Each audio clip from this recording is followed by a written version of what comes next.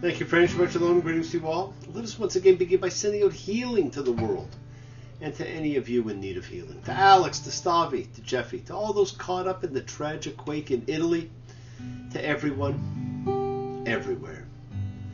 Mi sheberach avoteinu makor habracha limotenu. May the source of strength, who blessed the ones before us, help us find the courage to make our lives a blessing. The renewal of body, the renewal of spirit. Let us say, Amen. Misha Barak, let us all have our spirits renewed.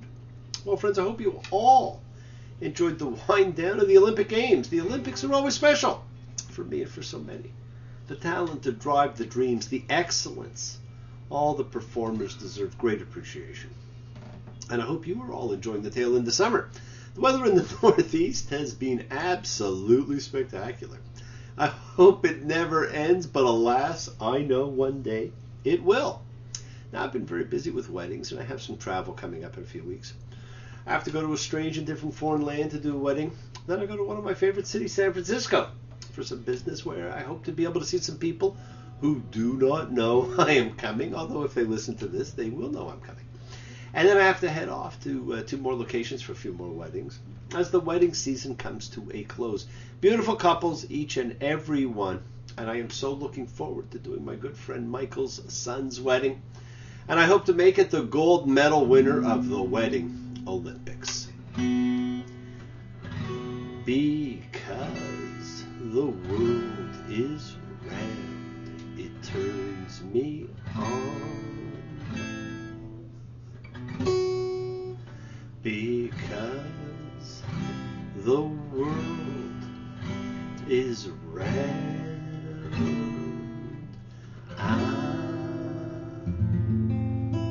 Welcome, friends, to Ekev Because. Now, that's a word we're well familiar with. Ekev, Yaakov, Jacob, heel. We came across it in its meaning when we first read about the great twins. Jacob, who held on to the heel of his older brother Esau, who connived to get the birthright that was not his and changed the course of history. Here it means on account of, or because. Deuteronomy 7:12. And it will be because you'll listen. Well, here we go again. Listen. Shema. It's not me. It's all of us. Listen to the words you are hearing. The theme of words and listening continues, setting aside all the visual of everything that has come before. And this was a book of visual, the stories of Genesis, the great miracles of Exodus, Sinai Epiphany, the journey through the wilderness, all visually rich and inspiring. And now we continue to listen. And they say we have 5 sensory modalities, otherwise known as representational systems of how we process information. And those 5 have a cool little acronym, VACO, visual, auditory, kinesthetic, olfactory, gustatory.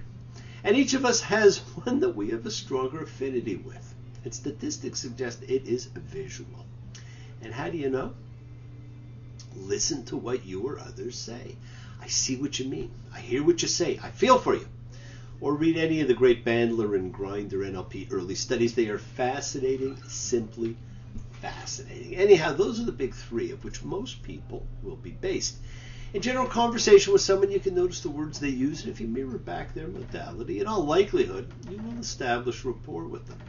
This book of words, takes the greatest comfort zone away from the memory of the assembled. They no longer saw what they saw. They heard. They are reminded. So what are the people to listen to now? These judgments, and observe and do them, that Adonai your God will keep the covenant and kindness for you. Well, it's a reminder of the deal. Follow my laws, and I will provide great blessings for you.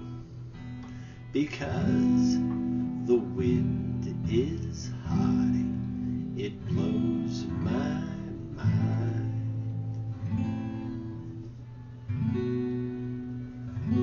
Because the wind is high.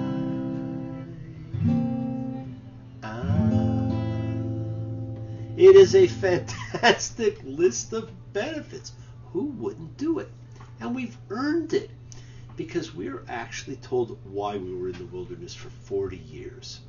Deuteronomy 8:2. He who causes being, your God, had you go these 40 years in the wilderness in order to degrade you, to test you, to know what was in your heart. Now, what an interesting choice of words. There we go, the theme of this book, words. To degrade you, to test you, to know. This sequence of verbs is powerful because of the ways they are used before this. And now, as we've talked about before, the word degrade is used to describe what the Egyptians did to the Israelites. It is also used for what Shechem did to Dinah and for what the people of Israel are supposed to do to themselves on Yom Kippur. It means to bring down, to humble, to lower someone. Test. Now, test is the word that God does in commanding Abraham to sacrifice Isaac.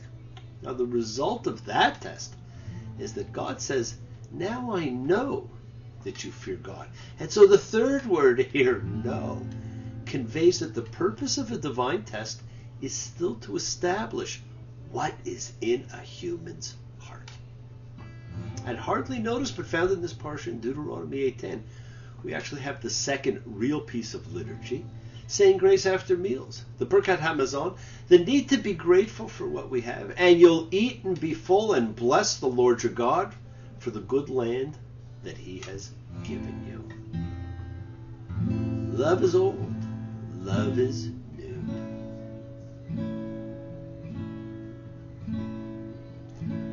Love is all, love is you. Remember, friends, Asherat Hadabarim, the 10 words and the 10 things, that is what the 10 commandments were known as to biblical man. So he looked at this whole covenant thing a little bit differently. And Moses recounts how he destroyed the first set written by God. And as we know, he wrote the second set himself. But the message is the same. Live by them. And even though Moses talks in terms of fearing God, let's face it, God can be pretty fearsome. Just ask Nadab and Abihu. It is still with love, with all your hearts, with all your souls, with all your beings, that the true path to God can be found. And to ensure this path, we are told in Deuteronomy 10:16, so you shall circumcise the foreskin of your heart. Well, we saw this expression briefly in Leviticus. And again here, what does it mean? Well, it means open your hearts. Cut away whatever closes it off. And friends, the concept of circumcising one's heart, unlike physical circumcision, applies to both women and men. Yes, the world is sacred. Does everything in it. Express your gratitude, light a candle, make a wish, celebrate your life and the lives of those you love. Share your feelings with them. Live free, be free, honor your freedom, be well, be happy, be blessed.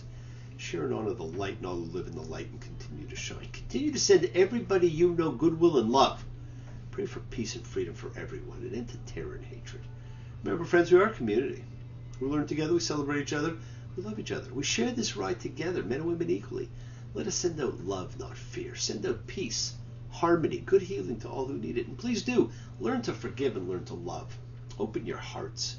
Honor the relationships of your life. Tell those you love that you love them. Take advantage of the time you have. Enjoy the journey. We take the twists and turns and the patterns that weave through the fabric of our lives in our effort to grow, to learn, to be, to love. So please do love. Send healing, goodwill, and love to all who need it. Share your holiness. Bless you all. Have a fantastic week. A week of love and light, a week of peace and healing for you to honor all the people of your life. And honor the journey you're on, friends. Keep your eyes open to what you may not be seeing. Keep your ears open and listen to the world around you. Because the sky is blue. It makes me cry.